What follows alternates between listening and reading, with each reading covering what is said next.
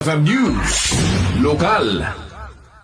Nakaahot manen ti pamadayaw ti Presidente ti Philippine Pharmacists Association Ilocos Norte Chapter ani mismo na Lisa Singson iti mismo at 25th founding anniversary ti Tactical Operations Wing Northern Luzon iti Clark Air Base Mabalacat City Pampanga kuna ni Miss Singson ket naop kuna daytoy ang pamadayaw gapu kanagiti aktibidad nga siyangkat na kadwana digiti kabig ti Tactical Operations akas iti medical mission. The Philippine Pharmacists Association Incorporated Ilocos Norte Chapter has been recognized as one of the stakeholders awardee of the Tactical Operations Wing Northern Luzon held on February 2, 2026 at Mabalacat City, Pampanga.